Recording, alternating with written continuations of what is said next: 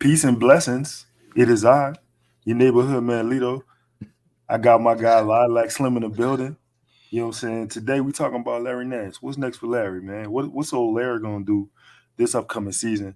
Before we get into it, gotta get a word from my idol. Well, infinity, Forever. huh? Ain't no ending with this here. When the party over, we should be about 60 years old, Right. about 100 million drunk, and chilling with our children. Hey, but tell him, man, this. You know the best part of that video is actually being drunk, chilling with your children. Not enough dads do that. This podcast is sponsored by Birdseye Law Firm, the official injury lawyers of Booker Media, located at 918 Poydras Street by the Superdome. Give them a call, 504-523-5413. If you or somebody you know has been injured or involved in an accident, be sure to mention we sent you. Preferably me. Say I sent you. Chris, dog, today I would like to talk about Larry Nance. Next steps into the season. I've been trying to do some spotlights on couple players on the team where I just want to know like what's next for them. We were just talking about we did a Jose Alvarado one, but they ain't come out. Probably don't come out because he got injured now. So we talked about the national team and that for him. But Larry Nance, a guy last year, he played 65 games. He averaged 6.8 points, 5 rebounds. But I think the numbers may have not done Larry justice. As far as like his impact on the team. And a lot of times with Larry, he would come in, with the second unit, but probably play more in the second half than JV did. He would close games. He would be a guy who I think you would call Larry a glue guy, a smart guy, a guy who impacts the game in a lot of different ways. If Najee is a Swiss Army knife, I think you could say Larry. What does the cross on your forehead signify? It's a knife. You know what I'm saying? Larry's just a knife. And I really think, this season, giving health, he could still exemplify a lot of those things. Before the season started, he actually told us he's a better passer than he got credit for, which I got to be honest, he was a better passer than I think we gave him credit for. Yeah. I think the thing with Larry is he had issues rebounding the ball in the closing lineup, and his shot was inconsistent. But here's the thing. I think the Pelicans have a bad team philosophy as far as rebounding goes anyway, because Jonas will have a 20-20 game, and we still get out-rebounded by the other team. I think the mentality should be gang rebounding. But anyways, what's your opinion on Larry going into this upcoming season? What I'm most intrigued about with Larry was the beginning of last season and what he was looking like healthy, something that he can replicate, or was that still, I guess, a dream in thinking about how Larry can produce? And I'm really talking about from the shooting perspective. The biggest difference, I think, with Larry earlier in the season is that he was more of a threat offensively.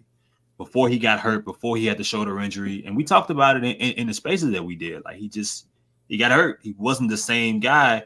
So even some of the things that we're talking about with him finishing, him shooting, I mean, there were several posters in the beginning of the year, and you have some of the numbers that you can show later on to show his overall impact. But I mean, look, man, his communication defensively is huge, right? His ability to talk, his ability to switch, his ability to kind of change the way opposing teams are attacking the Pelicans offensively because of the different type of concepts and coverages that Larry can play. I think matters a ton.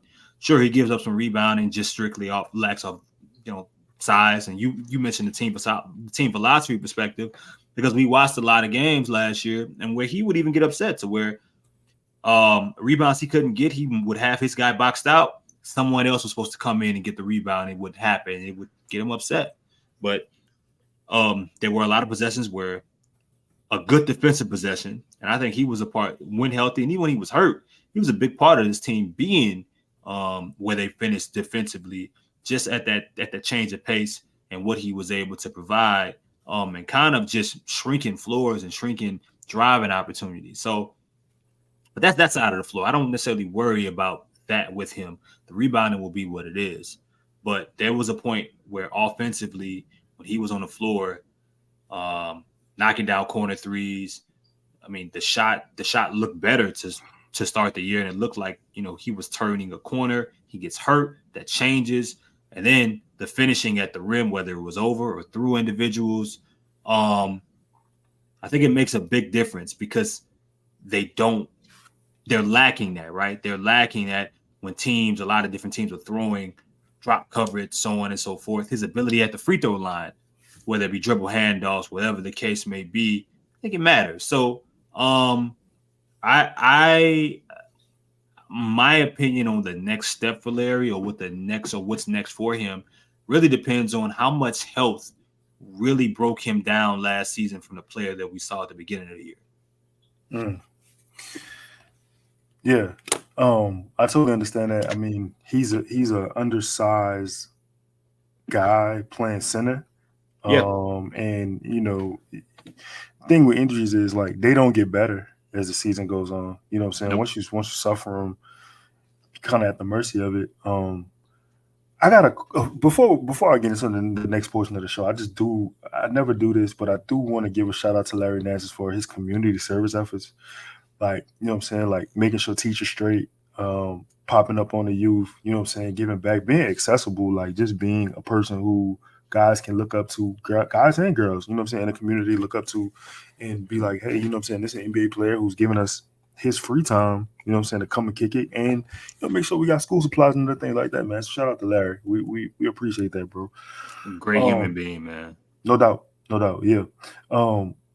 He had a decent November, Larry, that is. He put out his highest points per game for the month and 10 points a game. To be honest, my actual problem with Larry, I don't think he looks to shoot enough. I don't think he's as aggressive as he should be or he could be, because even most times, like, he'll have a smaller player on him, but he'll always look for the outlet on the perimeter. Like, sometimes I just want Larry to just go with your move. Like, the worst that could happen is you lose the ball. You know what I'm saying? Like, we there's a lot of good things that could potentially happen too, as far as like getting a foul or scoring a point. Maybe you missed a shot, somebody else gets the rebound. You know what I'm saying? Just the activity. I think big men in general in the NBA don't look for their shot enough anymore.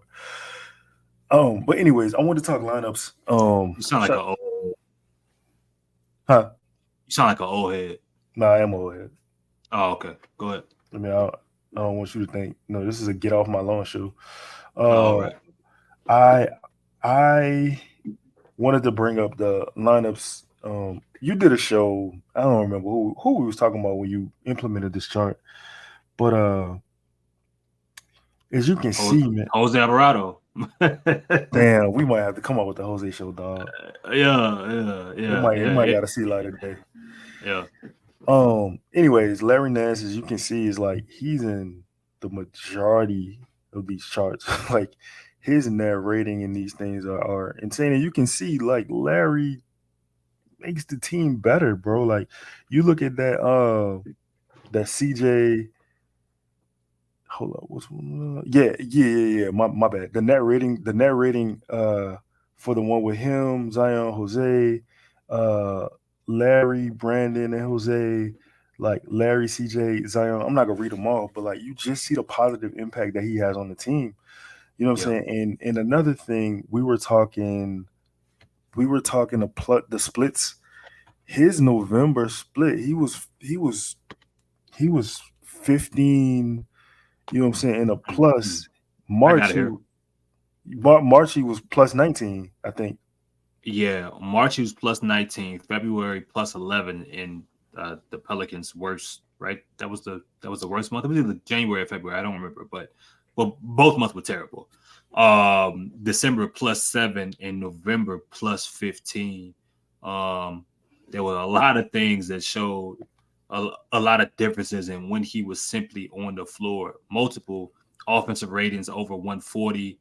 The defensive side of it, it was just it was just a big difference when he was around. And a lot of that, bro, it's just mental and just communication. He guys listen, he talks, he is, you go to a game. I mean, the game that sticks out to me is Sacramento game. They're playing in New Orleans. This is after the Pelicans had beat the Lakers. Brandon I think they had just broken the losing streak, after however many games it was. And they had Sacramento, might have been the next night it had to be the next night. And Larry was starting, Jonas was out. And I was sitting down there watching the game. And the Pelicans ended up beating the hell out of Sacramento that night. I don't think Sabonis was playing. It was just De'Aaron and company. Or it was, no, I'm sorry. Sabonis was playing and De'Aaron was out. Yeah. And they wiped the floor with them completely. But the thing that I noticed the most is that Larry was, he was directing traffic, especially defensively. Hey, do this, blah, blah, blah. Offensively, when he had the ball, whether it was off of drops and, and screens, or they were setting up they were setting up offense with him around the free throw line, him directing, being loud, being verbal, being demonstrative with no, go ahead, do that. That matters on every team, man. Communication in every form in every object, in every job is, arguably the most important factor day to day. And basketball, the forms of communication in sports, there's no way to get over that. If you lack communication on the floor, you will lack chemistry and you will lack wins. And Larry's one of those people that kind of, that helps this team being a little bit older, being one of the veterans, being one of the leaders. It shows when he's out there. Let me ask you this.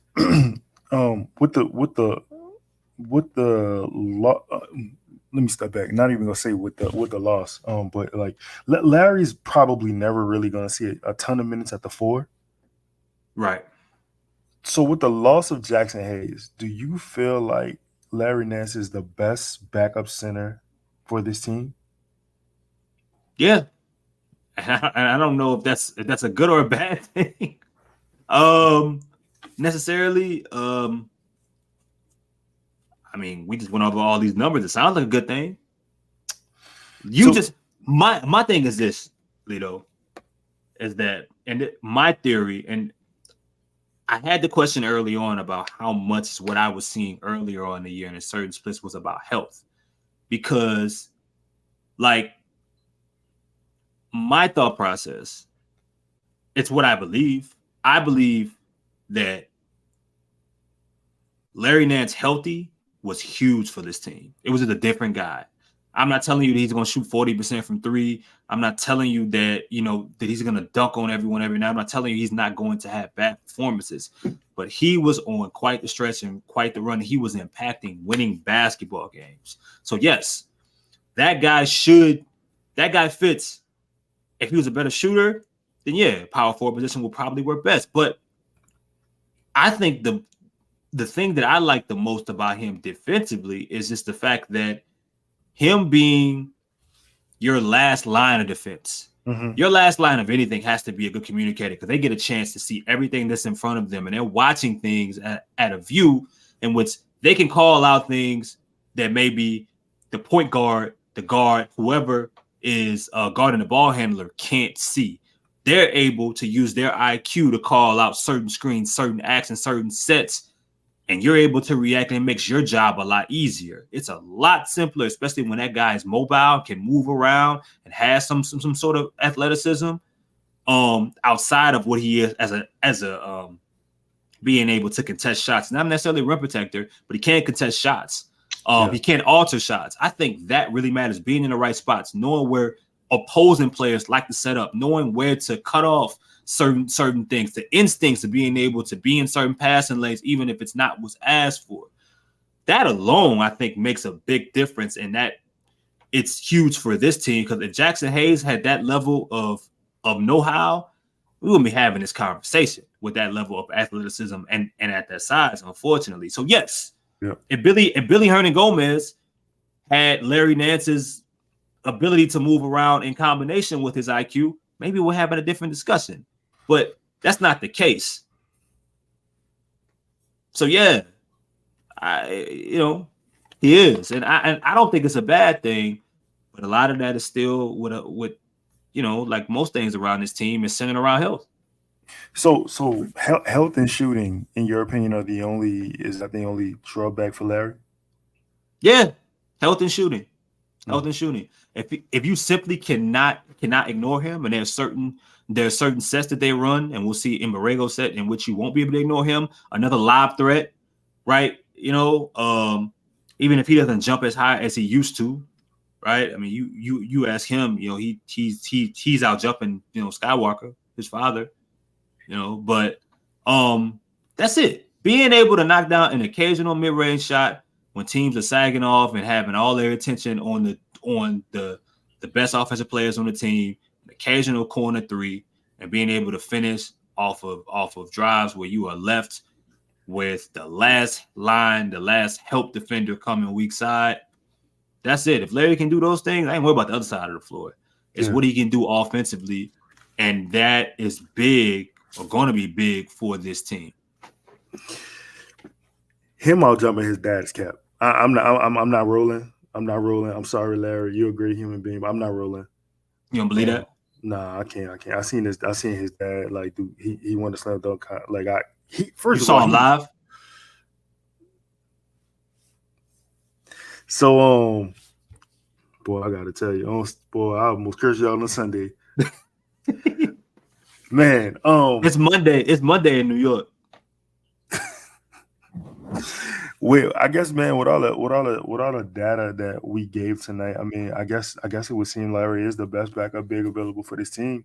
You know what I'm saying? And hopefully health holds up and we can be successful. Before we got here, I've been trying to give like upcoming stats for guys this upcoming season. So last year, Larry averaged 6.8 points, 5.4 rebounds, 1.8 assists. Coming into this season, what do you think should be the bar, the marker for him? If he's healthy, I think that 6 can reach around the 7th and 8th, because the center position, I mean, has gotten worse in regards to depth, depending on how you feel about Cody Zeller. You lost talent on one side in Jackson, and you lost professionalism in Willie, and you replaced that in a sense by bringing in Cody Zeller. But we kind of know who Cody Zeller is in this league. So unless someone else pops, whether finals experience though, right? Finals experience. You lose athleticism, but the professionalism didn't play anyway. You know what I'm saying? So you're still depending on Jonas and Larry. Question mark about Zion, just about games played, and maybe Herb Jones. Do you feel comfortable in the weight that Trey has gained to play him there? It's a big question mark. So are we, so that would signal that based off of what I know, until we can actually see this team in action, I'm assuming that Larry might be leaned on just about the same, if not more. If you get a healthy season or a little bit more of health from him, bump the 6 up to maybe 7.5, give him about 6 rebounds, 7-6. And fuck it, 2 assists. Why not bump everything up?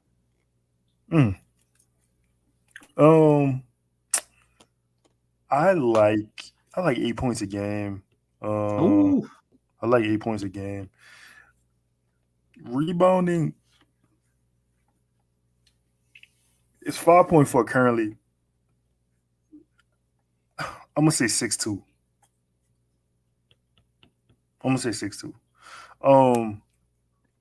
Give me a Larry 3-point percentage prediction. Ooh. I think even with good health, best case Larry.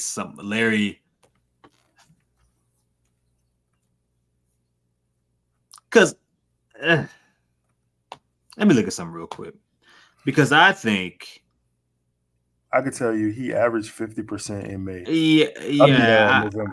I mean, for his career, he's about 33. I think best case, when healthy, his last few years in Cleveland, he's around 35, 36. And that's what I look at, somewhere around 34, 35%. But you would take that. So Like I have no complaints about it. I look at 35% is it. I don't think he's a 33% 3-point shooter. I mean, hell, in his first year in New Orleans, it wasn't on many attempts, but he shot 50%. That's not gonna happen. But the 33% only happened because he got hurt and couldn't put his arm over his head. So I think 35, 36 is a good barometer for him. He get 35. I got nothing to say. He get 36. Like I'm gonna buy him a red bean Monday plate. Like all you needed was 1 point. I mean, it sounds crazy. It sounds like it's not a lot, but it's so crazy the difference between 35 and 36. It's we look at it differently. Yeah, you know what I'm saying. But like, man, that's all I got, man. You got anything you want to add to this? Yo, man, if you ever find yourself in a pickle, find a way to deal with it. It's in this shit, right?